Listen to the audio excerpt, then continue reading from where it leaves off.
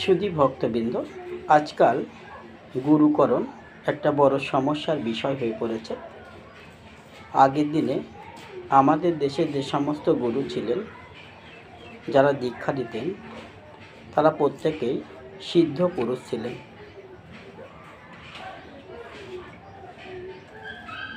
তাদের প্রত্যেকেরই কুণ্ডলিনী শক্তি জাগ্রত থাকত। এখন গুরু বলতে আমরা বংশ পরম্পরাকেই বুঝে থাকি। এখনও খোঁজ নিলে দেখা যায় যারা গুরুগিরি করছেন তাদের বংশে পূর্বে কেউ না কেউ সিদ্ধ পুরুষ ছিলেন। পরবর্তীকালে যারা এসেছেন তারা শাস্ত্রজ্ঞ পণ্ডিত ছিলেন এবং জ্যোতিষ শাস্ত্রও ভালো মতো জানতেন। কোনো শিষ্য তাদের কাছে এলে তারা আগে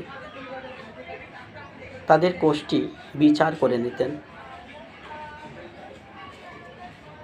কিভাবে দীক্ষা দিলে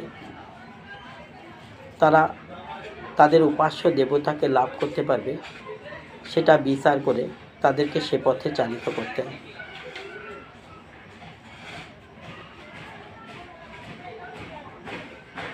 এখন অনেক ক্ষেত্রে দেখা যায় যে তার পূর্বপুরুষরা শাস্ত্রজ্ঞ পণ্ডিত জ্যোতিষশাস্ত্রী ছিলেন বটে, কিন্তু কালের চক্রে তারা ধরাধাম থেকে লীলা সংবরণ করেছেন। তাদের পূর্ব উত্তরসূরি যারা এসেছে তারা হয়তো এইগুলো সম্পর্কে জ্ঞাত না। জড় জাগতিক বিভিন্ন অর্থনৈতিক কাজের সঙ্গে তারা যুক্ত। ওই বংশের বলে তারা বংশ পরম্পরা ধারা হিসাবে গুরুগিরি করার অধিকার পেয়েছে।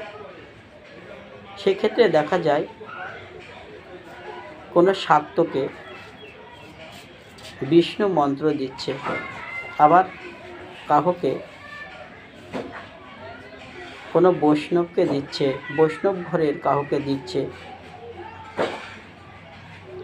শাক্ত মন্ত্র। সঠিকভাবে শিষ্যকে নিয়ে যেতে পারছে না, কারণ তারা পূর্বকৃত গুরুদের মতো জ্যোতিষশাস্ত্রে জ্ঞাত নয়। তাছাড়া ধর্মশাস্ত্রেও তারা সুপণ্ডিত নয়। ওই জন্য দেখা যাচ্ছে কেউ 9 বছরে দীক্ষা নিয়ে এক মনে জপ করেও 90 বছরেও সে তার ফল পাচ্ছে না। ফলে মন্ত্রের প্রতি তাদের ইচ্ছা শক্তি নষ্ট হয়ে যাচ্ছে, ইষ্ট দেবতার প্রতি বিশ্বাস কমে যাচ্ছে। আবার অনেক সময় দেখা যায় সঠিক গুরু পাওয়ার ফলে